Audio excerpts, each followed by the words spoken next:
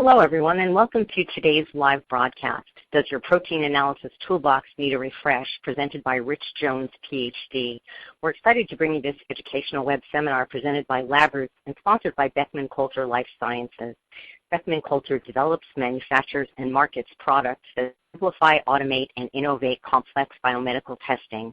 More than 275,000 Beckman Coulter systems operate in both diagnostics and life sciences laboratories on 7 continents. For over 75 years, our products have been making a difference in people's lives by improving the productivity of medical professionals and scientists, supplying critical information for improving patient health, and delivering trusted solutions for research and discovery. To learn more about Beckman Coulter Life Sciences, please visit www.beckman.com.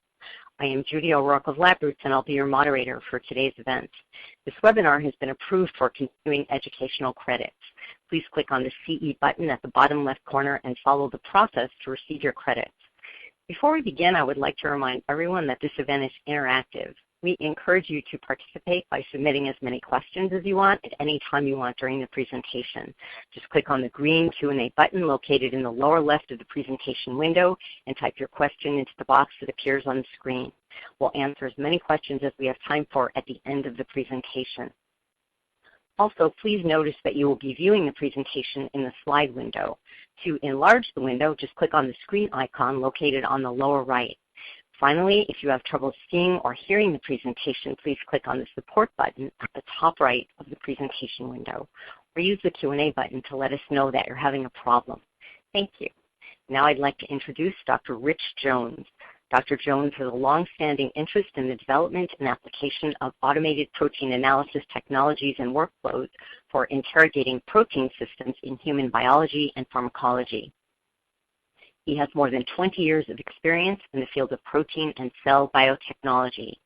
As an assistant professor in the MedMay Department for Cancer Research at the University of Chicago, Dr. Jones developed micro-Western arrays for studying the responses of cancer cells to therapeutics and for understanding chemotherapeutic resistance mechanisms. He was also a core fellow and founding member of the Institute for Genomics and Systems Biology and founder and director of the University of Chicago Micro-Western Array Protein Analysis Core Facility. Dr. Jones's complete bio is found on the LabRoots website. Please join me in welcoming Dr. Jones. I will now turn the presentation over to him. Thank you very much, Judy. It's a pleasure to be here, and I welcome everyone to my presentation entitled, Does Your Protein Analysis Toolbox Need a Refresh?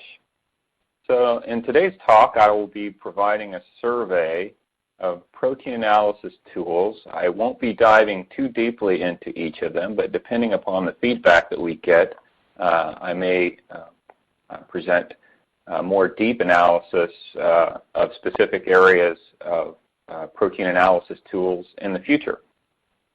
So the presentation that I will describe today is a bit of a meshing of graduate level courses that I put together while at the University of Chicago and while a teaching fellow at Harvard University over the years.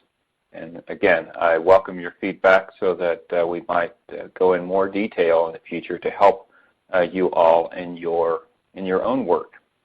So in today's presentation, I will provide an overview of protein analysis methods, and I will use the life of the biotherapeutic as a framework with which to introduce and discuss these methods.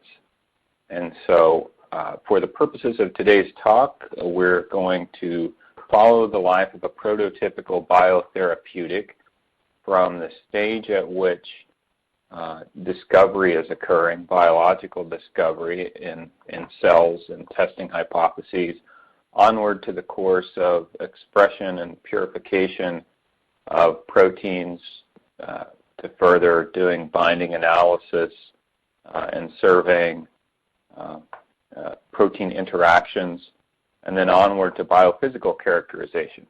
We won't talk so much about downstream work in manufacturing. So firstly, why are proteins important? This is near and dear to my heart. It's what I've spent most of my life studying. Proteins represent the machines encoded by our genomes, and by all genomes that perform nearly all of the functions of living systems. They range from quite small sizes for insulin and other types of growth factors, but they can also be quite big, as an example of the collagen fibers, where proteins assemble into larger, higher molecular weight complexes.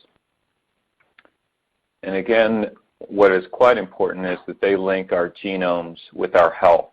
And so when things go wrong with protein systems, it's typically a fundamental root cause of diseases. So I describe here the epidermal growth factor system. It's responsible for many types of cancer, including breast cancer, which the HER2 therapeutic is a target, and non-small cell lung carcinoma, for which the EGF receptor is a target. And in this particular system, a growth factor, the epidermal growth factor, binds to the epidermal growth factor receptor.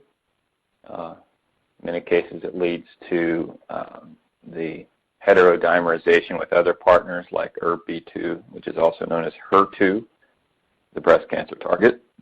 This leads to activation of receptors on cell surface, and it tells them to grow. There are a number of Sark homology 2 so-called proteins that recognize the modifications on tyrosines subsequently, and it leads to a lot of events downstream that ultimately cause the cells to grow and metabolize quicker.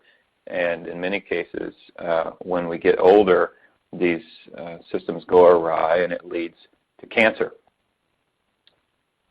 So proteins can undergo extensive modification. If you just start with our genome, that has about 20,000 genes in it that can be alternatively transcribed and spliced into different mRNAs, which can then be translated alternatively and modified alternatively, and it leads to high complexity of proteins, and it requires a variety of complex tools to understand the systems when they're working, and then also to try to understand how they go wrong.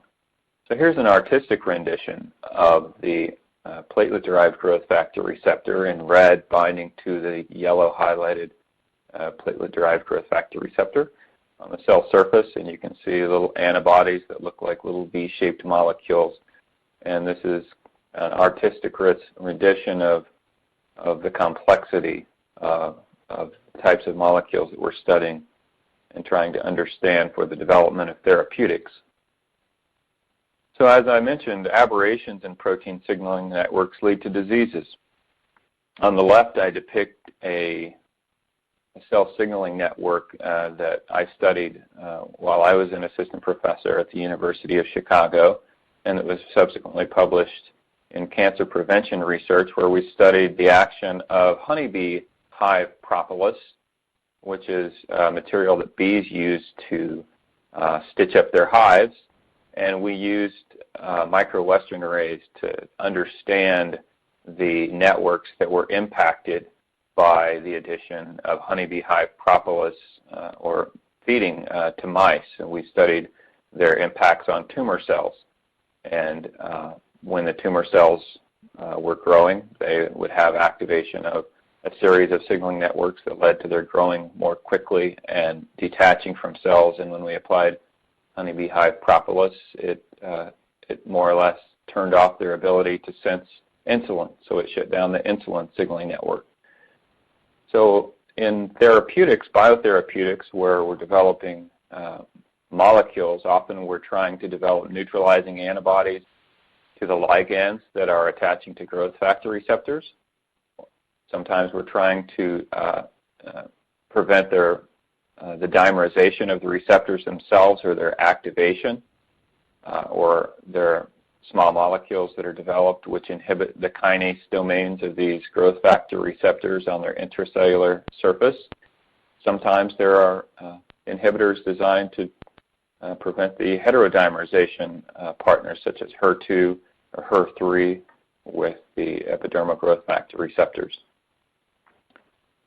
So as I've approached the study of protein systems, I show here a graph that describes the understanding of individual proteins, and this is typically performed with biochemistry and biophysics methods, where individual proteins are expressed, purified, and subjected to a variety of tests to understand in quite detail the individual molecular events that lead to protein activation. At the other end of the spectrum, we have proteomic tools to understand whole proteomes. In the middle, the area that I've spent a lot of work developing tools, I call proteinomics, and this is helpful for understanding of biological processes, where we want to understand lots of proteins, typically on the order of 100, in order to focus our efforts on understanding biological processes as best we can without diving too deeply into individual proteins.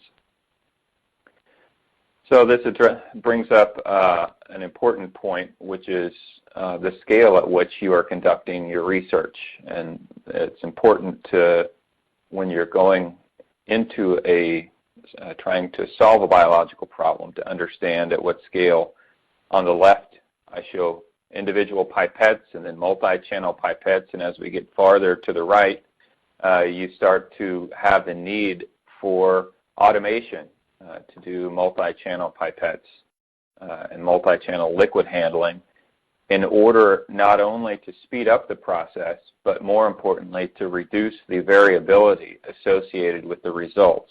Because as you begin collecting hundreds of data points or thousands of data points, it's quite critical to reduce the variability so that you can be able to compare data across time and across individual experiments. So here I provide an overview of the life of a prototype biotherapeutic, and it's this overview that will serve as the foundation for the talk today. We start off with target and pathway discovery and the tools associated therewith, and next, the protein expression, purification, optimization phase. Then I'll discuss the screening of proteins for binding targets or modulators of protein targets. And finally, I will discuss a series of methods associated with the more deep biophysical characterization of proteins. And I won't spend so much time talking about, or I won't spend any time, in fact, talking about the process scale-up or the downstream processing. So at the beginning of the life of the biotherapeutic, we have the target pathway discovery phase, where we're trying to understand the biology that exists in normal biological processes and that is dysregulated during the course of disease. Many of these methods range from immunohistochemistry that's often used in the clinic to bead-based analysis methods, cell lysate arrays, Western blots, a Coulter principal method for studying cell sizes, capillary and microfluidic electrophoresis for understanding size and charge, flow cytometry for studying proteins in cells, and mass spectrometry for studying protein abundance and modification. So digging more deeply, immunohistochemistry allows one to examine the relative expression and location of protein in fixed tissue sections.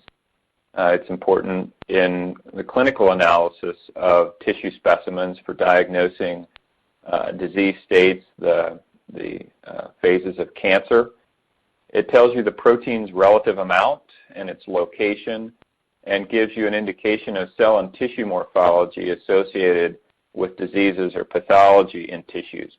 But it doesn't tell you charge, shape, molecular weight, protein purity, folded state, isoform, the polydispersity, or also known as the size range of the proteins. And so these other pieces of information will have to be gleaned with other protein analysis methods. This is a quite old method, originally described in 1941. The next phase we have newer methods, including bead-based methods in which many proteins can be examined simultaneously. Because these beads are barcoded with dyes that have a specific ratio of dyes, these ratios of dyes allow one to know the identity of the protein under examination. And these beads are labeled with antibodies that are able to capture the proteins of interest, and then secondary fluorescent antibodies are used to quantify the abundance of bead or of proteins that are attached to the beads. So in theory, 100 or so proteins can be examined simultaneously through incubation of specific beads with cell lysates. In flow cytometry, one is able to examine proteins in cells or on cells, again using fluorescently labeled antibodies that bind to specific protein targets. Lysate arrays, Western blots, micro-Western arrays, and capillary microfluidic electrophoresis are different variations on the theme of applying proteins to different substrates and then examining their abundance in either the context of glass slides or in gels. So the first method I'll talk about here, the cell lysate microarrays, were described in the early 2000s and subsequently evolved a bit in the mid-2000s. And here I'm showing work from Saveka et al. That they described in Nature Methods. And in this method, you take lysates from cells, and you can do this with hundreds of cells treated with small molecules or therapeutics or growth factors, and array those lysates onto a variety of slides that can then individually be interrogated with antibodies to different pan-specific, meaning measuring the total abundance of proteins, or with phosphospecific or other types of modification-specific antibodies.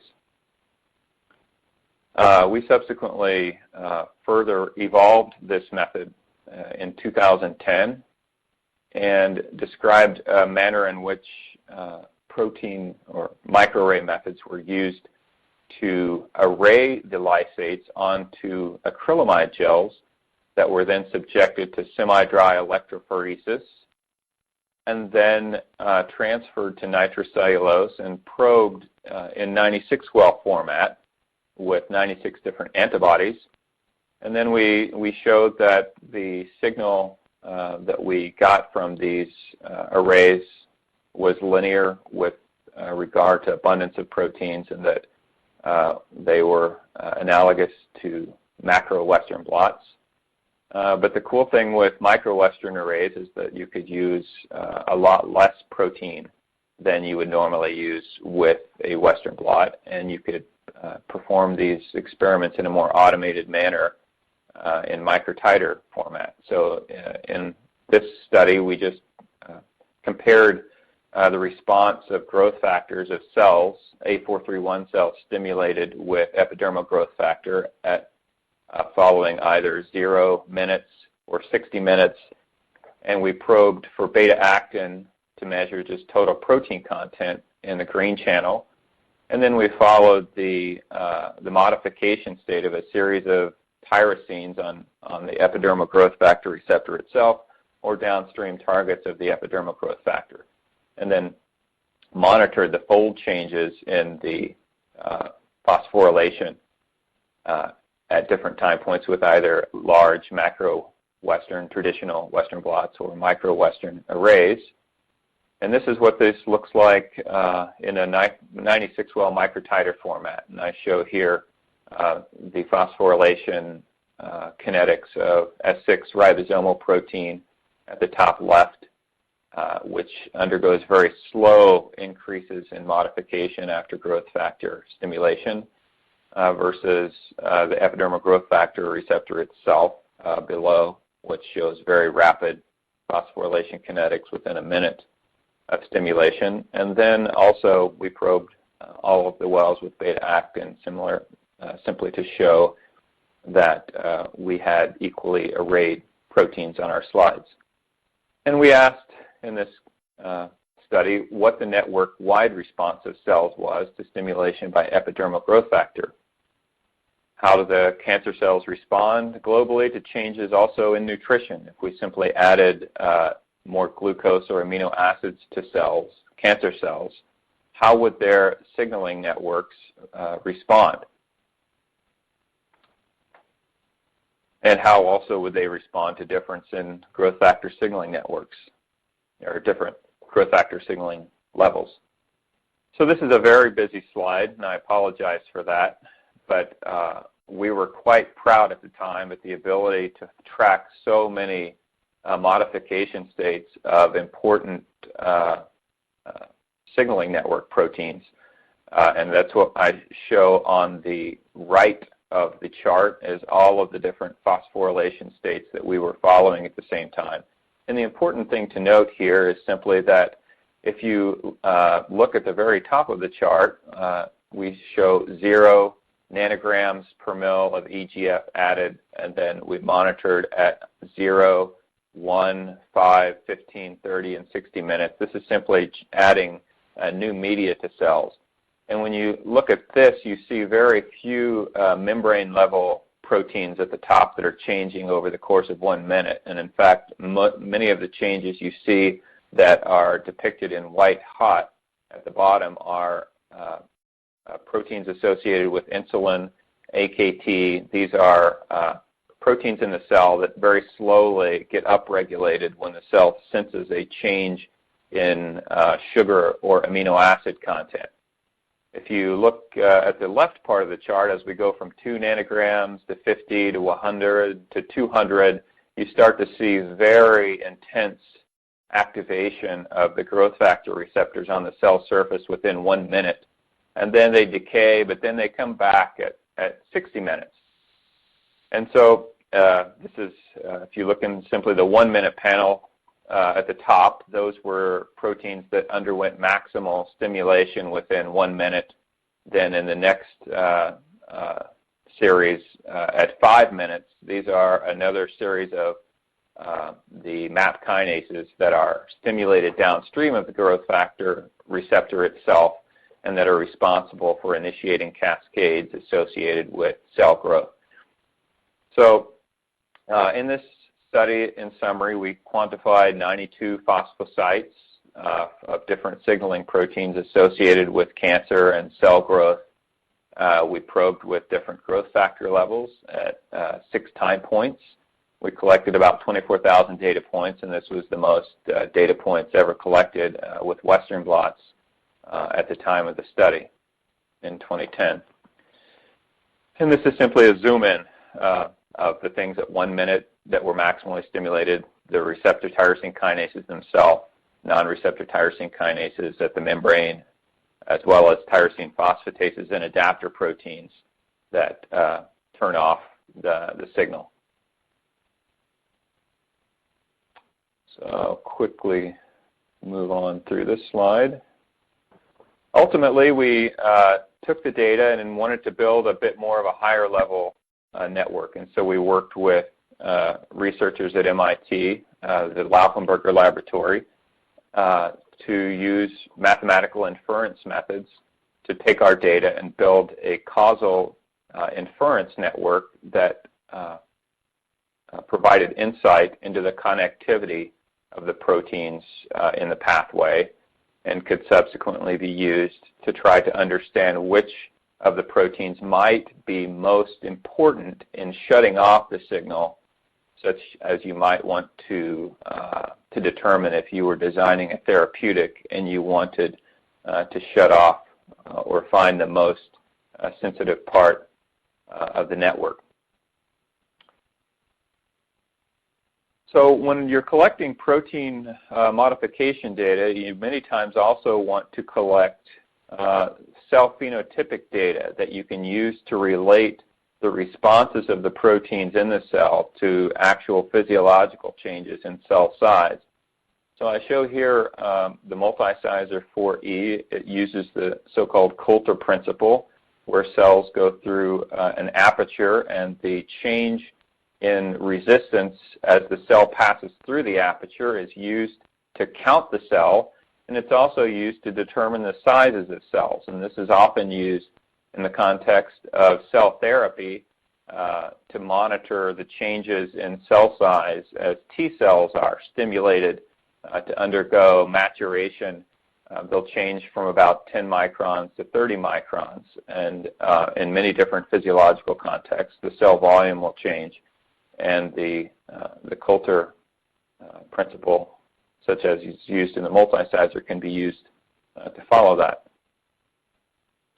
When one wants to study proteins on much larger scales, in terms of thousands of proteins in modification states, mass spectrometry is often used, and this is used in the context of more proteomic studies. And through LCMS, liquid chromatography mass spectrometry, proteins are typically separated based on hydrophobic interactions, such as with a C18 resin. All other methods for chromatography are gel filtration, where proteins are separated by size, ion exchange, where proteins are separated based on their charge, or affinity, such as protein A, where a specific protein is immobilized on a column surface and then used to specifically pull out proteins based on affinity. So getting back to mass spectrometry, typically a protein is digested and the peptide mixture is put into a mass spectrometer, and the charge-to-weight ratio is examined and then referenced against a database in order to examine or identify abundances of proteins or changes in abundances of proteins and modification states in the context of cellular biology. So after a specific target has been identified, then typically a workflow moves forward to express either the protein targets themselves for further analysis, or to make antibody-based biotherapeutics, which I show here in the yellow. And typically a cell line is developed and the health is monitored with something like the ViCell that will, through trypan blue, measure percent viability during the cell culture process, or the Metaflex, which measures the changes in the glucose and other metabolites. Usually there's some centrifugation step depending on the process size, but at small scales, typically a centrifuge is used to pellet cells, and then there's some process of purification via column chromatography and following or tracking the expression with acrylamide gels and or the functionality using enzyme-linked immunosorbent assay or ELISAs, and then some subsequent follow-up with mass spectrometry to confirm the size and the glycosylation state of the therapeutic proteins. So let's talk a bit more about that. So as I mentioned in the beginning phases, in many cases you may pull out several clones of different antibodies or proteins that have been modified in different ways to try to optimize the cell growth conditions. And the ViCell from Beckman Coulter is a way that one can, in relatively high throughput, monitor the viability of cells in an automated way via trypan blue staining. Again, the Metaflex will measure glucose and several other metabolites that will give you an indication of the metabolic state and the health of the cells during the process and help you to optimize particular conditions that will give maximal protein expression. So cells are typically pelleted via low-speed centrifugation and then clarified, or the supernatants clarified with high-speed centrifugation.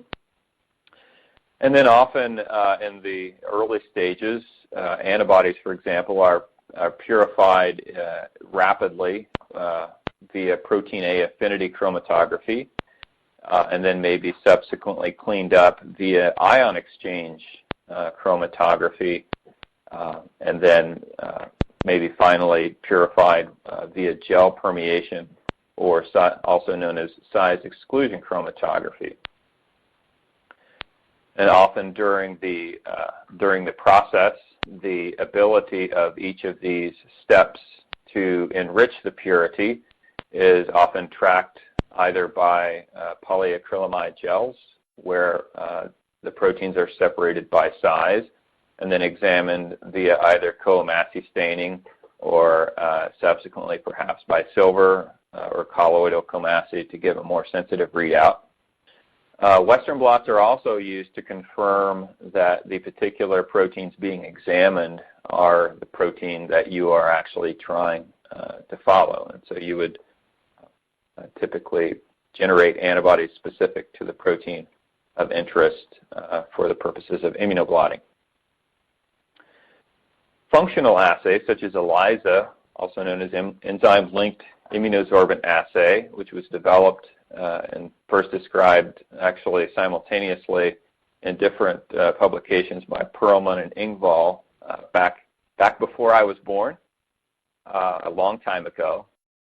In this method, one either attaches to a microtiter well an antigen of interest if you are expressing an antibody and you're looking for function, and the antibody can either be labeled with horseradish peroxidase or a fluor that will allow you to track the functionality of the antibody by its binding and its colorimetric readout on the slide. And there are different ways to perform this, either directly, where an antigen is bound to a slide and then read out by binding to an antibody that's labeled, or indirectly, where a secondary antibody is actually labeled and then incubated subsequently with the initial antibody that you're screening. Or alternatively, the sandwich ELISA is performed, in which one antibody is coded on a slide, then an antigen is bound. And typically with this format, you're actually measuring the functionality of an antigen, and you would take plates that are coated with a capture antibody for your antigen, and then you would subsequently add more antibodies to the antigen of interest, and via this sandwich format you can get much higher selectivity for the functional antigen that you are expressing. So LC-MS is often used to confirm protein size integrity, modification state, and also the glycosylation of proteins. And there are different flavors of mass spectrometry depending upon the situation. Often matrix-assisted laser desorption ionization, also called MALDI, is used in cases where one wants to simply characterize very quickly the integrity, the size integrity of a peptide or protein. In this case, it's immobilized onto a surface, and I show here in the middle bottom a peptide that's been put onto the surface of a gold slide and then hit with a laser. And typically these peptides will pick up one positive charge under the conditions, and then one simply times the amount. This is all automatically, but the machine times the amount of time that it takes to accelerate your peptide until it hits a wall, a photomultiplier tube. And through this process, one then calculates a size to charge ratio, which I depict in the spectra on the top. Electrospray, also called ESI, quadrupole mass spectrometry, is usually integrated in line with some sort of liquid chromatography. And I depict the process in the bottom right, where a HPLC is spraying its contents into it through a nebulizer and into a quadrupole mass spectrometer.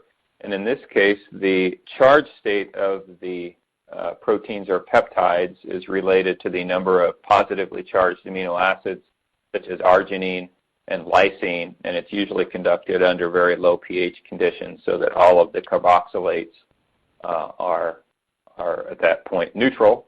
And then one can, especially if you have multiple quadrupoles connected in tandem, you can fragment the peptides along the amide backbone and then read out the amino acid content of the peptides, like I show in the ESI quadrupole spectra at the top right, where the distance between each of the peaks is typically a function of the peptides that are fragmented along the backbone.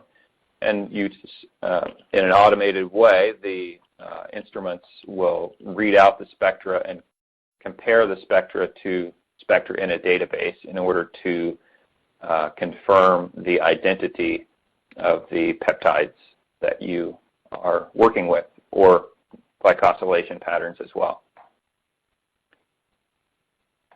So in phase 3, I've talked a bit about the panning for binders.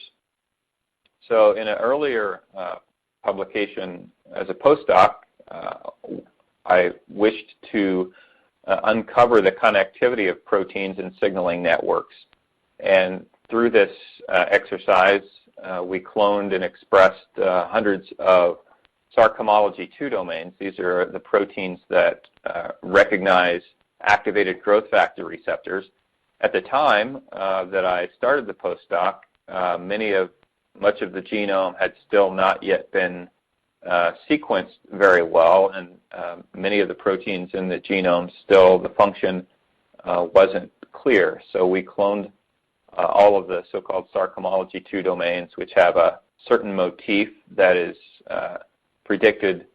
It was predicted at the time to recognize phosphotyrosine motifs of growth factor receptors, and we wanted to query the interaction potential of all of the epidermal growth factor receptors with all of these signaling proteins downstream that we knew were most likely responsible for the cancer signal of epidermal growth factor receptor.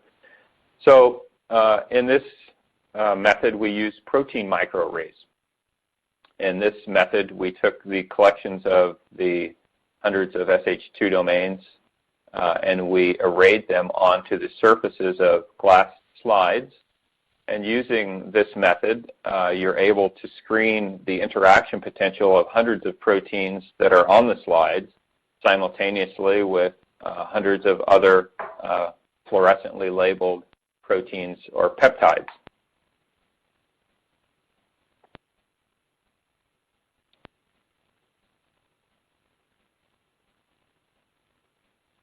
Okay, my screen, okay, here we go.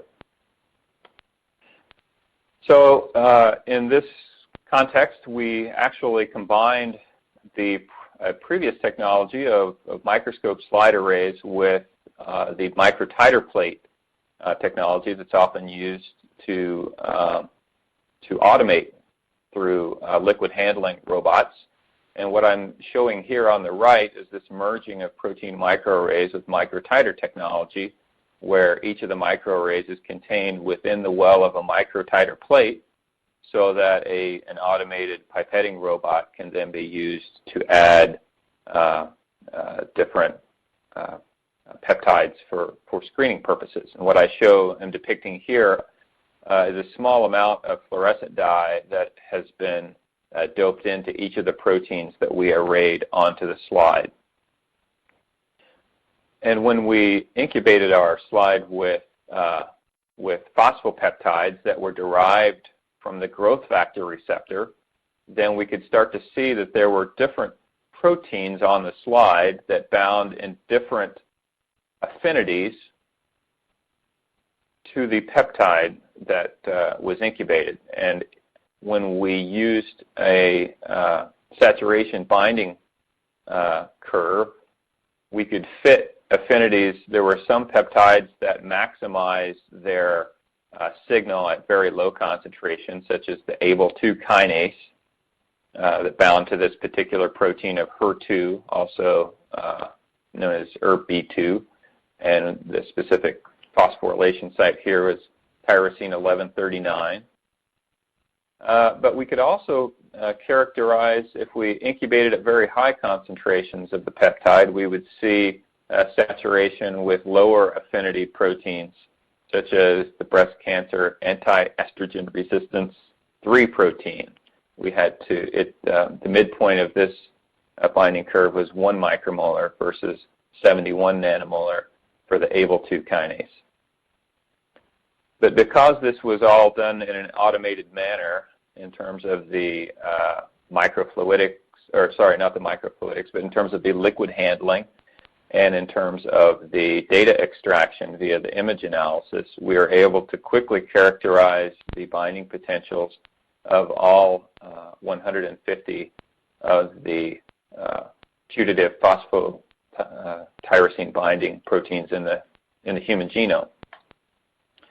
And we used these affinity maps to characterize for each growth factor receptor, the epidermal growth factor receptor, also known as ErbB1 in the top left, ErbB2 in the top right, which is today typically known as HER2. ErbB3 at the bottom left really recruited the phosphoinositide kinases really well. Those were all depicted in red. And then ErbB4, which wasn't well understood at all, and I believe today it's still a little bit not well characterized, but it's thought to play a role in the liver. This is characterized at the bottom right. So in panning for binders, arrays can be used. Also, the enzyme-linked immunosorbent assay that I described before can be used to pan for binders. It's simply with the ELISA approach, one typically is characterizing 96 interactions on a slide, versus with the microarray method, one can characterize thousands of interactions on a slide using thousands of fold less reagents. So finally, I will talk about biophysical and biochemical characterization methods. It's oftentimes, as I showed in these previous few slides, when you're performing any particular study, you will lean quite heavily on one particular method or one particular instrument. And it's very important in order to be a very well-rounded biochemist, biophysicist, to have at least some grounding in a variety of methods, so that when one sees a particular problem, one can quickly identify a series of potential solutions in order to move forward in your research. So in the first method I'll talk about for biophysical characterization is light scattering. So the Delcimax Core is an example of an instrument that Beckman Coulter sells, which uses both dynamic and static light scattering to quickly characterize the molecular weight and the size distribution and get an indication of the aggregation state of proteins in the solution phase without any label. And with light scattering, the correlation of scatter in time will provide an indication of the sizes of the proteins in solution. So I show at the top right an example of a large protein, or it could be a protein, or it could be other types of molecules. But the idea is, when light is scattering in time, it is quite correlated if the larger the protein is, because it's moving relatively slowly. As the protein, if it is smaller, it will actually be moving much quicker by Brownian motion, and the change in scattering patterns in time will change much quicker. And using the algorithms of the instrument, it will, in the matter of seconds, with a very small amount of material, as few as a few microliters, one can quickly obtain the molecular weight and the size distribution and the polydispersity, or the range of sizes of proteins in solution, and quickly gain an understanding of the quality of protein that you're working with. The Delcimax Pro is an example of an instrument that uses both light scattering as well as a voltage potential application in order to derive a charge from proteins. at the point at which formulations are developed, often the charge of the proteins in solution is critical in order for determining whether or not the proteins will be stable in solution because of their repulsion for each other, or whether or not they will tend to coalesce and agglomerate and fall out of solution. In many types of industries, for example, in water quality, they're trying to find conditions in which the particles are neutral so that they will coalesce and come out of solution during the water purification process. So with a particular DelSimX Pro instrument, it has a couple of interesting modules that are very important in the context of proteins. The first is the so-called assist module. So typically, as you're applying a potential to a solution that has salt, there will be bubbles generated due to the electric current that will generate bubbles. And because bubbles scatter light, they interfere with your ability to collect zeta potential measurements. And with the assist, it actually pressurizes the flow cell so that the bubbles don't form, and therefore you can actually measure the zeta potential or the charge state of the particles in cases where you typically can't. The other interesting feature of the DelSimX Pro is that it has 32 detectors at different angles which collect scattering information in parallel. Because proteins are very sensitive, if with a standard zeta potential measuring instrument that's not been designed for proteins, you will typically require several minutes in order to collect enough light scattering data under the conditions of alternating electric current before you can gather enough information with which to derive a zeta potential. Whereas with the DelSimX Pro, it collects the light scattering information in parallel for many detectors simultaneously, allowing you to collect the information within a few seconds and therefore be able to collect the information before the protein is destroyed or degraded due to the application of the electric potential.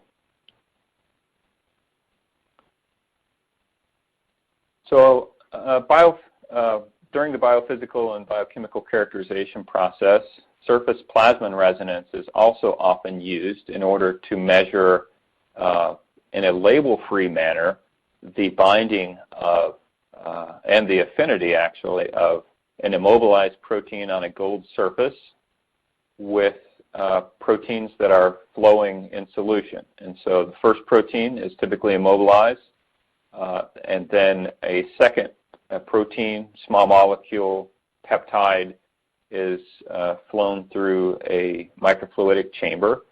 And as more mass binds to the surface, it creates a change in signal that can be measured by the detector.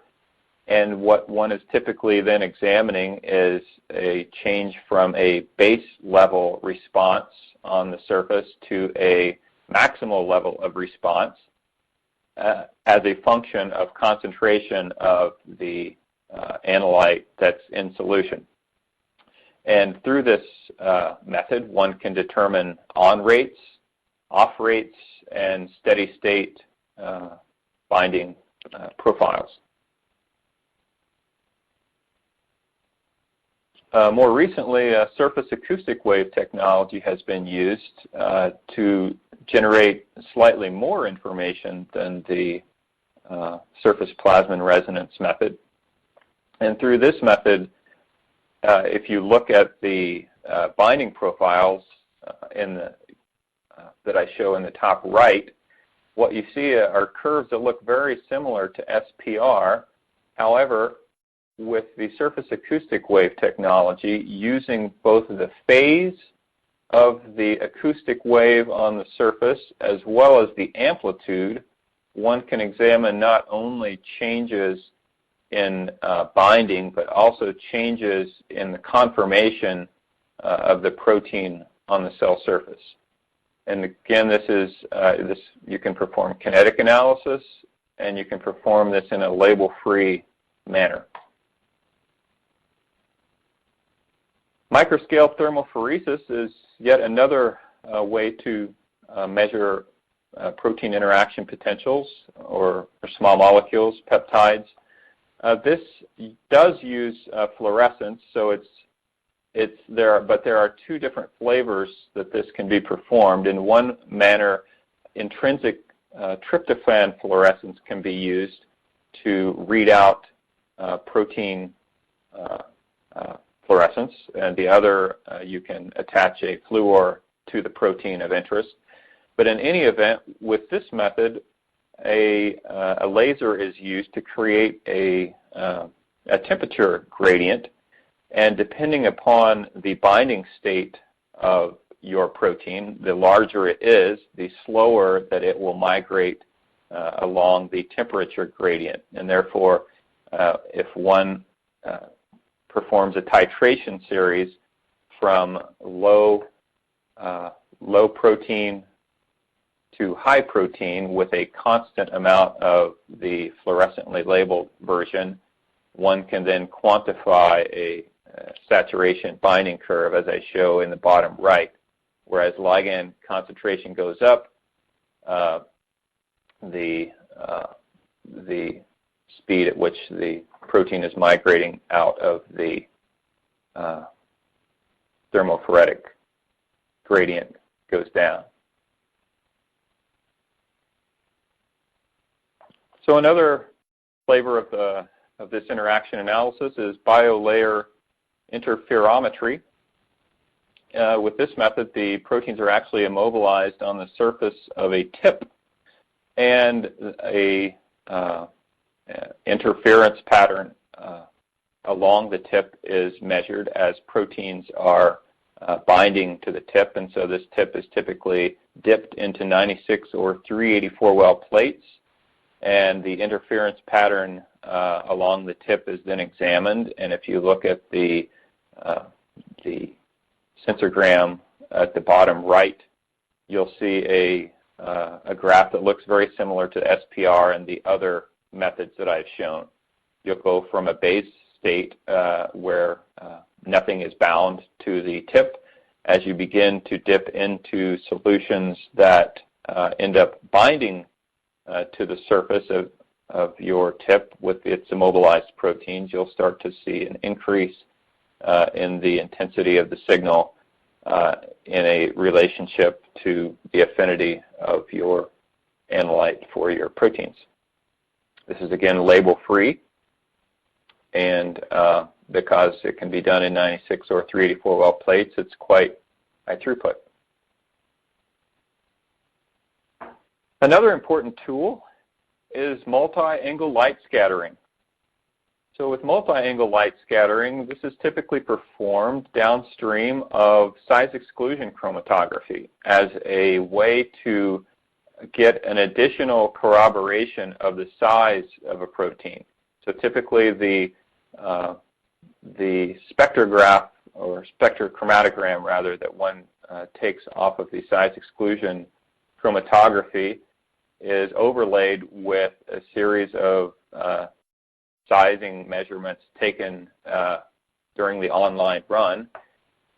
And in many cases, the protein shape will make it perform aberrantly on the size exclusion chromatogram. Some small proteins will elute and they will look larger, and vice versa.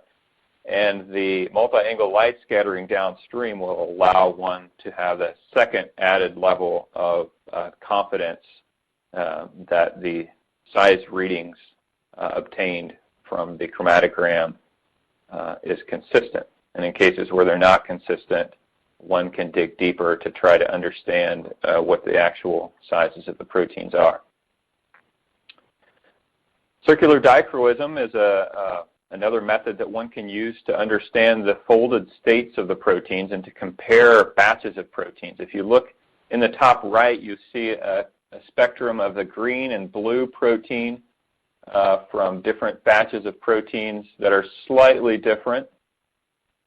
And similarly, at the bottom right, you see a natural versus a recombinantly expressed version of protein, and they have different spectra, and it's difficult to know exactly what the difference is, but it ultimately is a different reflection of the ability of the protein to absorb left and right polarized light, and the alpha helices, the beta sheets, etc., given their asymmetry, will absorb right and left-handed light in different manner. And if you compare batches of proteins in time, you will be able to see that they're either the same or different depending on their ability to rotate the light using circular dichroism.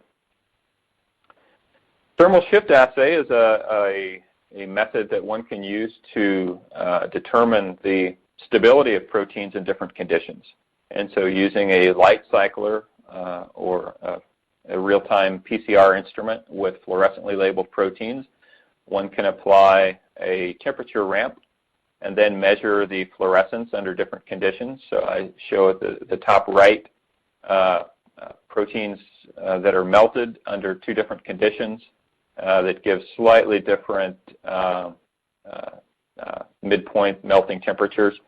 In the bottom right, I show the protein by itself or protein with a ligand and no protein at all, and you can see that the ligand actually causes the protein to be more stable, and therefore it takes a higher temperature before you see the change in fluorescence. So this is a useful for probing formulation conditions and conditions for which your protein may be more stable. So with isothermal titration calorimetry, one can very rigorously examine many different biophysical characteristics of proteins. So typically one will incubate a protein with another peptide or protein and then measure the amount of heat that is generated with small injections of the peptide or small molecule. And as the peptide is injected, heat will be released, and this heat in the sample cell will be compared to a reference cell, and then ultimately with the amount of heat absorbed, one can obtain many biophysical parameters associated with the interactions of peptides and small molecules with your protein of interest. So finally, I show analytical ultracentrifugation. This tool is extremely rigorous. It requires a bit more training than some of the other methods, but it's able to answer many questions associated with the shape of the protein by itself or with complexes, how the protein behaves in solution, its purity, its aggregation state, the association with other proteins, diameter, mass, stoichiometry, etc. It's an extremely rigorous method, and the Optima AUC is an offering from Beckman Coulter that provides this. In summary, proteins represent important therapeutic targets. There are a variety of tools. I've just talked about some of the more commonly used methods today. In the future, we may dive a bit deeper, and I welcome your feedback on some of the methods that you think would be more helpful to you in your biological research. Obviously, periodically refreshing your protein analysis toolbox and your understanding of each of these methods is critical for you to be able to see and identify which tool is most applicable to solving your problem of interest and moving onward and accelerating the pace of your discovery. And with that, I thank you, and I welcome any questions. Thank you very much. Thank you, Dr. Jones, for that informative presentation. So it's time for Q&A. If you have a question you'd like to ask Dr. Jones, please do so now. Just click on the green Q&A button at the lower left of the presentation window, type your question into the box that appears on your screen, and click on the send button. We'll answer as many of your questions as we have time for. And while we're waiting for questions to come in, I would like to once again thank Dr. Jones for his presentation. Do you have any final comments for us today? I welcome any questions you have about either today or in the future about workflows you have here at Beckman Coulter. We are constantly reaching out to folks in the biological community to try to understand and have a pulse on the solutions that you need to solve your tools in biomedical discovery. So I welcome those questions. Thank you. Okay, well, thank you once again, and I would also like to thank our sponsor, Beckman Coulter Life Sciences, for making today's educational webcast possible. This webinar has been approved for continuing educational credits. Please click on the CE button at the bottom left corner and follow the process to receive your credits. Before we go, I want to let everyone know that today's webcast will be available for on-demand viewing through September 2017. You will receive an email from LabRoots letting you know when this webcast will be available for replay. Please share that announcement with your colleagues who may have missed today's live event. That's all for now. Thank you for joining us. We hope to see you again soon. Goodbye. Bye.